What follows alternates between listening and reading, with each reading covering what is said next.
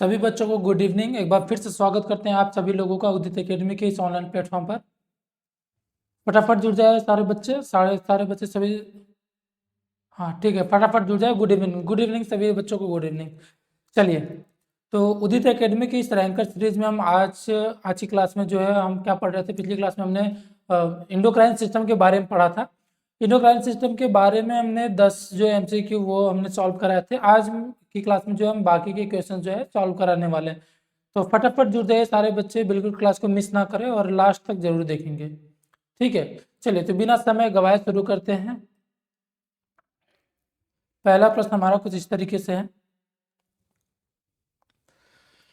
हाँ, excess growth hormone in childhood.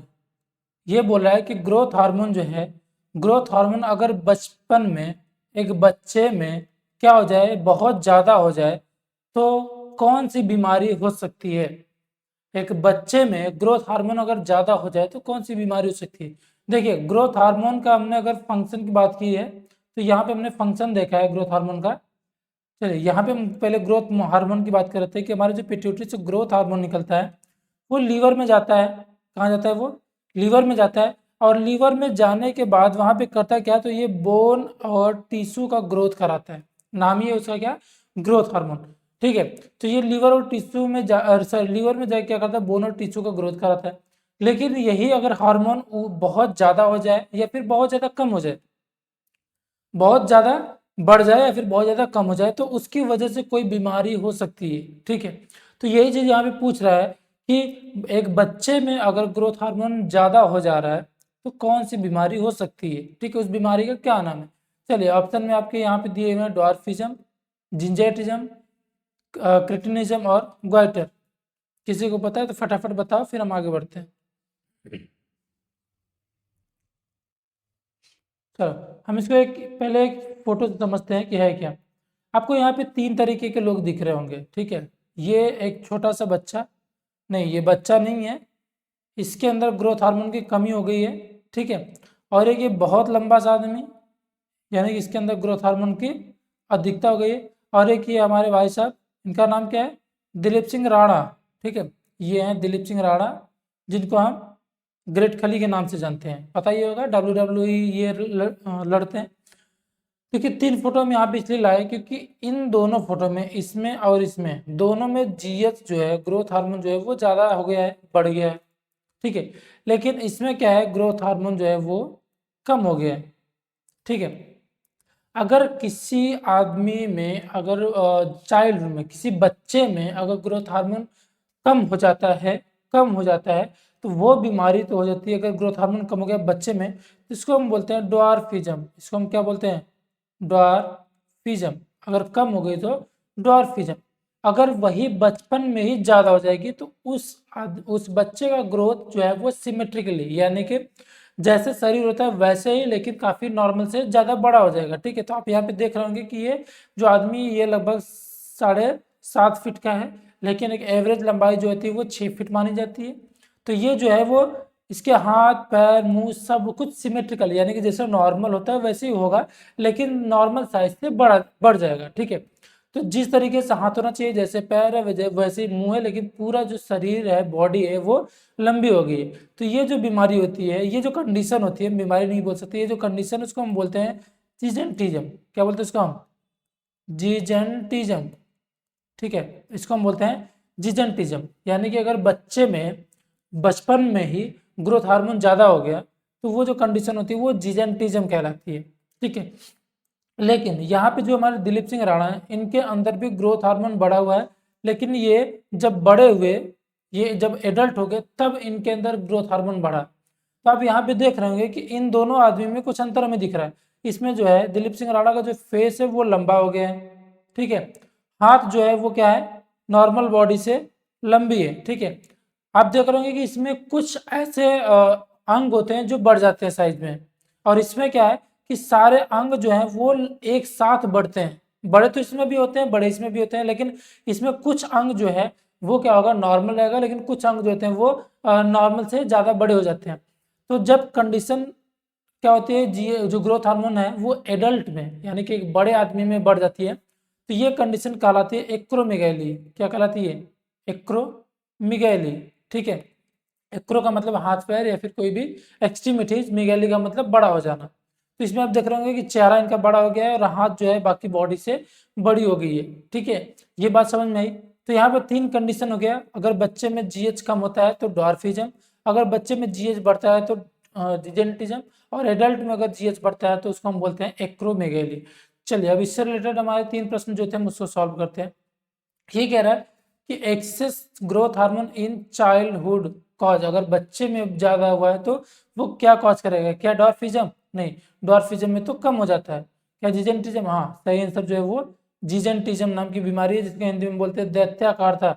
दैत्य के आकार का हो जाएगा आदमी, दैत्य मतलब भूत पिशाच बड़ा सा। ठीक है, और क्रिटिनिज्म और गाइटर यहाँ पे सही आंसर नहीं है।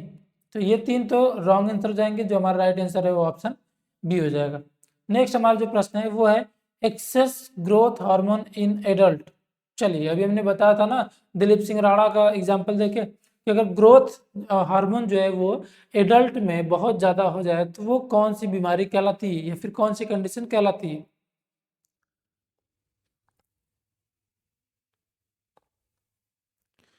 फटाफट जवाब दीजिए इसका, अभी हमने बताया। ओके, ये बीमारी जो है क्या वो एडिसन डिजीज है? नहीं, हमने इसका नाम भी नहीं लिया। डायबिटीज मेलाइटस है? नहीं। डॉर्फिज्म है? डॉर्फिज्म क्या होता है? हमने बताया कि बच्चे में जीएच का कम हो जाना, तो ये भी नहीं है।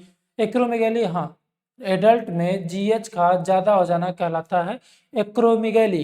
एक्रो मतलब एक्सट्रीमिटीज और मेगैली का मतलब बड़ा हो जाना। ठीक है, चलिए next, deficiency of growth hormone क्या कॉज करता है?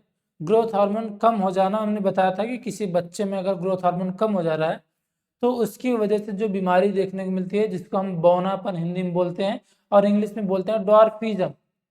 हमने कभी फिगर आपको दिखाया था में डॉर्फिज्म नाम की बीमारी, यानी कि बौनापन, बौना हो जाता है। ठीक है, तो यहाँ पे जिजेंटिज्म अभी हमने बताया था, जिजेंटिज्म में क्या होता है कि बढ़ जाता है, तो ये तो गलत हो गया। डॉर्फिज्म जो था इसमें कम हो जाता है, तो यही सही आंसर है। बाकी के 2 ऑप्शन यहाँ पे गलत हो जाएंगे। ठीक है, चलिए नेक्स्ट। देखिए नेक्स्ट प्रश्न करने से पहले हमने ये तो आपको बता दिया था कि हमारे पिट्यूटरी से जितने भी हार्मोन्स निकलते हैं उन सब का काम, ठीक है, क्या क्या काम है वो हमने आपको बता रखा है।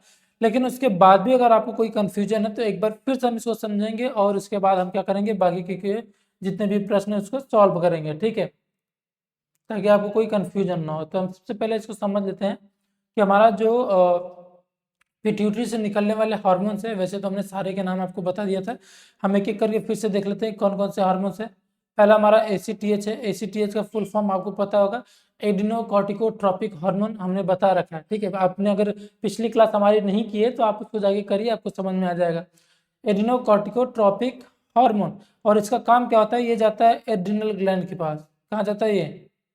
एड्रिनल ग्लैंड के पास जाता है, और वहाँ से क्या निकालता है? कॉर्टिकोस्टेरॉइड।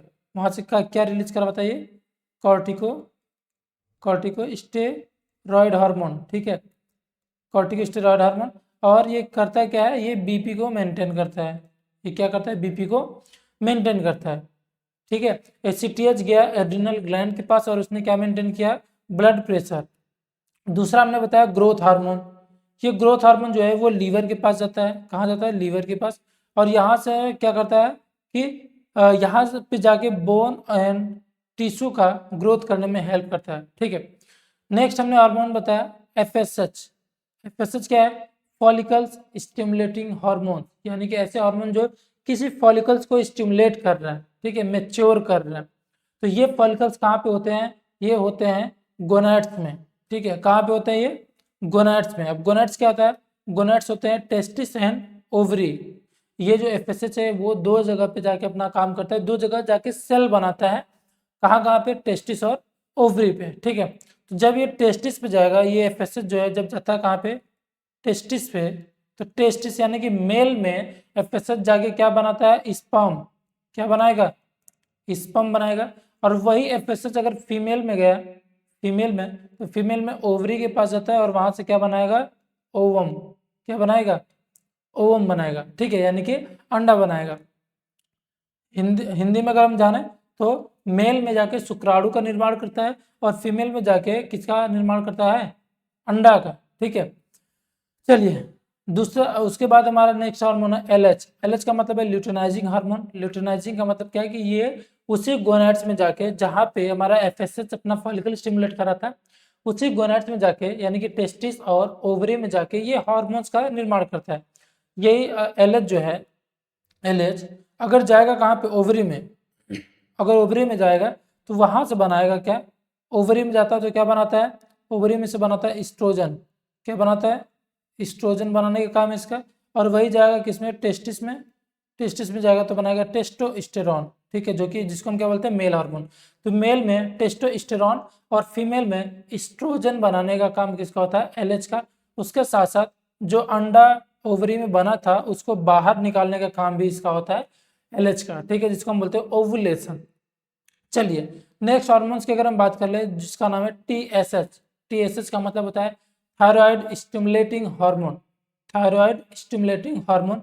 और ये कहाँ पे काम करता है, तो ये करता है थायराइड ग्लैंड पे। किस पे करता है, थायराइड, थायराइड ग्लैंड पे काम करता है ये, ठीक है, थायराइड ग्लैंड पे काम करता है। थायराइड ग्लैंड पे जाके ये क्या करता है, ये थायरॉक्सिन का निर्माण करता है, ठीक है। यहाँ पे T3 और T4 हार्मोन्स का निर्माण करता है। तो टीएसएच जो है वो गया थायराइड ग्लैंड के पास और वहां से उसने बनाया T3 और T4। नेक्स्ट हमारा प्रोलैक्टिन। प्रोलैक्टिन नाम का जो हार्मोन है वो जाता है ब्रेस्ट के पास। कहाँ जाता है, ब्रेस्ट के पास गया। और ब्रेस्ट के पास जाने के बाद यहाँ पे क्या करता है, मिल्क का प्रोडक्शन करता है। मिल्क प्रोडक्शन, मिल्क प्रोडक्शन, ठीक है, यानी कि दूध का निर्माण कराता है, ठीक है। ये जितने भी हार्मोन्स हमने आपको बताया ये सारे एंटीरियर पिट्यूटरी से, आप देख रहे होंगे ये जो हमारा आगे वाला पिट्यूटरी, ये वाला, ये एंटीरियर पिट्यूटरी, ये क्या है, एंटीरियर पिट्यूटरी। वही पीछे की तरफ जो है ये वाला, ये है पोस्टीरियर पिट्यूटरी। अब पोस्टीरियर पिट्यूटरी से दो हार्मोन्स बनते हैं, एक ऑक्सीटोसिन और है वेसोप्रेसिन, ठीक है। देखिए ऑक्सीटोसिन जो है वो क्या करता है, ये यूट्रस में जाके लेबर कराने का मतलब ये है कि जब जब एक मदर जो है वो बच्चे को डिलीवर कर रही होती है, बच्चे को जन्म दे रही होती है, तो उस टाइम उसके बच्चेदानी का यानी कि उसके गर्भाशय का कॉन्ट्रैक्शन यानी कि उस पर दबाव डाल के बच्चे को बाहर निकालने का काम किसका होता है, इसी ऑक्सीटोसिन का होता है। इसी ऑक्सीटोसिन हार्मोन का होता है जो पोस्टीरियर पिट्यूटरी से रिलीज हो रहा है। उसके अलावा इसका एक और काम होता है कि ये ब्रेस्ट पे जाता है, यानी कि यही जहाँ पे हमारा प्रोलैक्टिन जहाँ पे जाके मिल्क सीक्रेट कर रहा था, ब्रेस्ट, ठीक है, वहां पे ये जाके उसी मिल्क को इजेक्ट करता है, बाहर निकालता है, ठीक है। जैसे एक बच्चे ने क्या किया कि अपना माउथ जो है वो ब्रेस्ट पे क्या किया, फिक्स किया मिल्क को सक करने के लिए, ठीक है, दूध पीने के लिए। जैसे ही बच्चा मुंह लगाता है अपनी माँ की छाती पे, वैसे ही क्या होता है कि प्रोलैक्टिन निकलने लगता है। प्रोलैक्टिन क्या करता है, वहां पे दूध को बनाने लगता है। और दूध बनेगा, लेकिन बना के उसको निकालना भी तो है बाहर, तभी तो बच्चे के मुंह में जाएगा। तो बच्चे के मुंह तक भेजने का काम, यानी कि उस छाती से, उस ब्रेस्ट मिल्क ब्रेस्ट से दूध को निकालने का काम जो होता है वो किसका होता है, ऑक्सीटोसिन का, ठीक है, वो किसका काम होता है, ऑक्सीटोसिन का। चलिए नेक्स्ट हमारा वेसोप्रेसिन। वेसोप्रेसिन को हम एडीएच भी बोलते हैं। एडीएच का मतलब है anti diuretic, anti diuretic hormone, ठीक है, एंटी डायूरेटिक हार्मोन। और इसका दूसरा नाम है वेसोप्रेसिन, जो क्या करता है कि किडनी पे जाके, किडनी पे एक्ट करके क्या करता है, ये यहाँ पे एंटी डायरेटिक इफेक्ट करता है, यानी कि सब मिला के हम बोल सकते हैं कि ये भी किसको मेंटेन करता है, ब्लड प्रेशर को मेंटेन करता है, ठीक है। तो कहीं पे भी एडीएच आ जाए या फिर वेसोप्रेसिन तो इसका मतलब एक ही है। चलिए तो हमने ओवरऑल पिट्यूटरी के जितने भी हार्मोन्स होते हैं सबके बारे में पढ़ लिया। अब हम बाकी के जो है हमारे प्रश्न वो सॉल्व करेंगे। चलिए टीएसएच जो है वो किसको स्टिमुलेट करता है, स्टिमुलेट करने का मतलब है कि किस ग्लैंड के पास जाके अपना काम करता है। अभी हमने बताया ना, अब इसका जवाब आप दीजिए। चलिए फटाफट जवाब दीजिए इसका। टीएसएच जो है वो कहाँ पे जाके किस ग्लैंड को स्टिमुलेट करके हार्मोन्स बनाता है।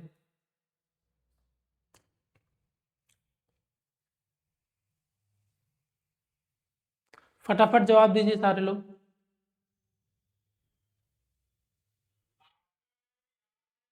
चलिए हम इसको समझ लेते हैं। हमने बताया था कि टीएसएच जो है वो इसका नाम ये थायराइड स्टिमुलेटिंग हार्मोन, तो ये किसको स्टिमुलेट कर रहा है, ये थायराइड ग्लैंड को कर रहा होगा। बाकी के 3 ऑप्शन यहाँ पे ओवरी, एड्रिनल और पैंक्रियाज गलत है। राइट आंसर हमारा क्या है, ऑप्शन बी। ठीक है, पैंक्रियाज, एड्रिनल ग्लैंड और ओवरी का यहाँ पे कोई लेना देना नहीं है टीएसएच से। चलिए तो हिंदी में हम देख लेते हैं कि अग्न्याशय नहीं, थायराइड ग्लैंड हाँ, अधिवृक्क नहीं, वृषण नहीं। नेक्स्ट ACTH, एडिनोकॉर्टिकोट्रोपिक हार्मोन, ये कहाँ पे एक्ट करता है, हमने सबसे पहला यही हार्मोन बताया था कि ACTH एंटीरियर पिट्यूटरी से निकलता है और ये बीपी मेंटेन करता है। ठीक है, तो कहाँ पे एक्ट करेगा जिससे बीपी मेंटेन होगा।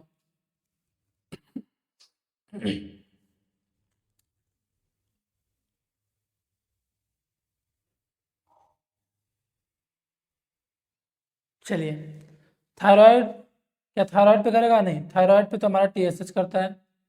ठीक है, टेस्टिस पे कौन करता है, FSH और LH करते हैं। ठीक है, पैंक्रियाज पे डायरेक्टली कोई हार्मोन जो है एक्ट वो स्टिमुलेट नहीं करता है, बल्कि यहाँ से जो हमारे इंसुलिन होते हैं और जो हमारा ग्लूकेगॉन होता है, सोमैटोस्टेटिन होते हैं, ये हार्मोन्स वहाँ पे रिलीज होते हैं, वो हमारे बॉडी के निगेटिव और पॉजिटिव फीडबैक मैकेनिज्म से होते हैं।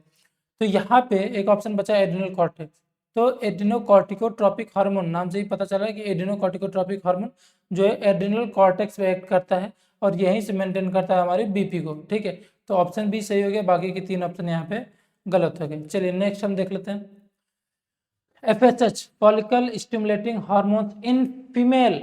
देखिए यहाँ पे स्पेशली पूछा कि फीमेल में ये क्या स्टिमुलेट करता है। थायरॉक्सिन, थायरॉक्सिन जो जिसको हम बोलते हैं T3 हार्मोन,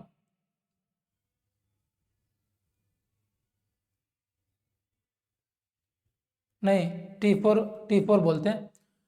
ठीक है, T3 और T4 जो होता है यहाँ से T3 एंड T4 हार्मोन्स जो हमारे थायराइड से निकलता है और इसके लिए रिस्पॉन्सिबल जो हार्मोन है वो है TSH। ठीक है, तो क्या ये सही ऑप्शन है, क्योंकि यहाँ पे FSH की बात कर रहा, नहीं ये ऑप्शन गलत हो जाएगा। दूसरा है मिल्क सिक्रीशन। देखिए मिल्क प्रोडक्शन और मिल्क सिक्रीशन दो चीजें हो गई। ठीक है, तो प्रोडक्शन कौन कराता है, मिल्क का प्रोडक्शन, प्रोडक्शन कराता है हमारा प्रोलैक्टिन, प्रोलैक्टिन। और बाहर निकालना यानी कि इजैकुलेट कराना किसका काम है, इजैकुलेशन, इजैकुलेशन का मतलब क्या है कि बाहर निकालना, ये काम होता है हमारे किसका, ऑक्सीटोसिन का। ठीक है, ऑक्सीटोसिन। तो क्या यहाँ FSH से कोई लेना देना है, नहीं। तीसरा ऑप्शन हमारा फॉलिकल्स ग्रोथ, फॉलिकल्स ग्रोथ, हाँ ये सही आंसर है, फॉलिकल्स को ग्रोथ कराता है। ठीक है, फॉलिकल्स जो होता है हमारे ओवरी, जो फीमेल्स होते हैं, फीमेल्स के ओवरी के अंदर जो फॉलिकल्स होते हैं, इनका क्या कराना, इनका ग्रोथ कराना। ठीक है, ये फॉलिकल्स बड़े होते हैं जिसकी वजह से क्या होता है, इनके अंदर जो ओवम होता है वो मेच्योर होता है। ठीक है, मेच्योर यानी कि बड़ा होता है साइज में। उसके बाद जो है हमारा लास्ट ऑप्शन है ओवुलेशन। क्या ओवुलेशन कराता है, नहीं, ओवुलेशन तो हमने बताया था कि LH कराता है। ठीक है, जो ये फॉलिकल्स स्टिमुलेट हो रहे हैं, जो मेच्योर हो रहे हैं फॉलिकल्स, इसके अंदर जो ओवम बन रहा है इसको बाहर निकालना ही ओवुलेशन कहलाता है, इस ओवम को बाहर निकालना ओवुलेशन कहलाता है। तो ये ओवुलेशन किसका काम होता है, ये ओवुलेशन तो LH का काम होता है। तो राइट आंसर हमारा ऑप्शन बी हो जाएगा, बाकी के 3 ऑप्शन यहाँ पे आ जाएंगे गलत। चलिए LH in male stimulates, LH जो है ल्यूटिनाइजिंग हार्मोन जो है वो मेल के अंदर कौन सा हार्मोन या फिर क्या स्टिमुलेट करता है, क्या बनाता है। ठीक है, LH हमने बताया था ना कि 2 हार्मोन बनाता है, फीमेल में एस्ट्रोजन और मेल में टेस्टोस्टेरोन, हमने बताया था। चलिए हम यहाँ पे देख लेते हैं, पहला ऑप्शन हमारा स्पर्म प्रोडक्शन, क्या स्पर्म का प्रोडक्शन करता है। स्पर्म का प्रोडक्शन मेल में जरूर होता है, लेकिन वो LH से नहीं होता है, बल्कि किससे होता है, FSH से होता है। किससे होता है, फॉलिकल स्टिमुलेटिंग हार्मोन से होता है। दूसरा ग्रोथ, क्या ग्रोथ कराता है, नहीं, ग्रोथ कौन कराता है, हमारा ग्रोथ हार्मोन कराता है। क्या इंसुलिन बनाता है, इंसुलिन हमारा किसका काम है, पैंक्रियाज का काम है। ठीक है, पैंक्रियाज ग्लैंड का काम है।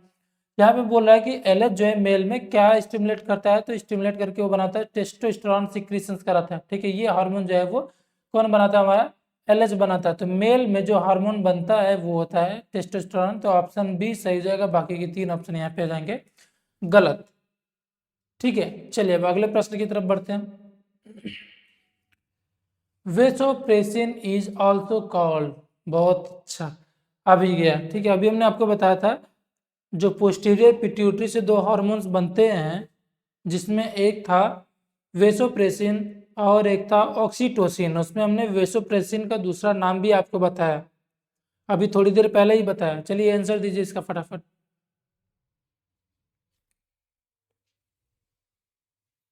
फटाफट आंसर दीजिए इसका।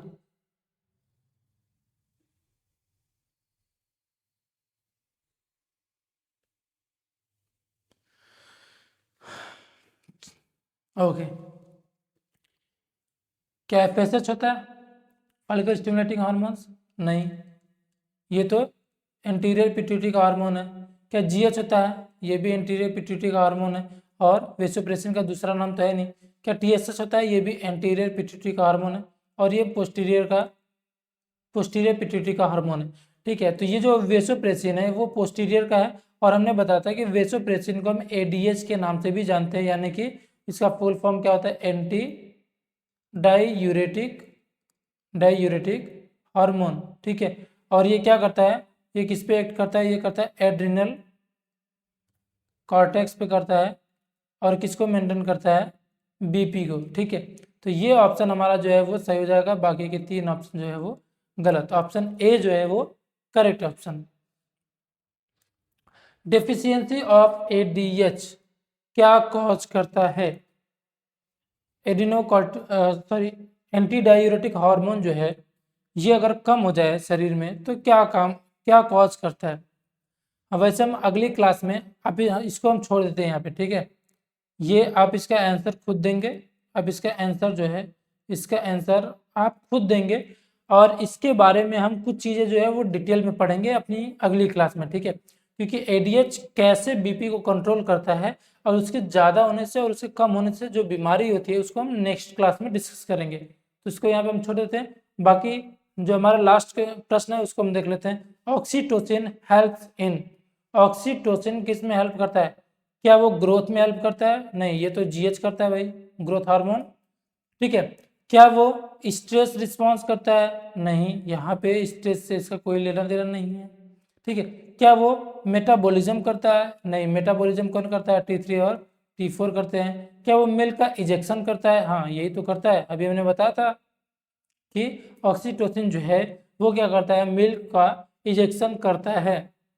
ठीक है, तो यहाँ पे तीन ऑप्शन जो है वो ए सी डी तो गलत हो जाएंगे, ऑप्शन बी जो है वो करेक्ट आंसर हो जाएगा। ठीक है, चलिए, तो हमने टोटल 9 क्वेश्चन किए, जिसमें से एक हमने 10 में से हमने 9 तो सॉल्व कर लिए, बाकी एक जो है हमने छोड़ दिया, डेफिशिएंसी ऑफ एडीएच, क्योंकि हम एडीएच को नेक्स्ट क्लास में थोड़ा सा इसको पढ़ेंगे। ठीक है, कि एडीएच जो है वो कैसे एड्रिनल ग्लैंड पे काम करता है और कैसे ये ब्लड प्रेशर को मेंटेन कर रहा है और इसके ज़्यादा और कम होने की वजह से कौन सी बीमारी होती है। ठीक है, और कैसे ये बीमारी हो रही है।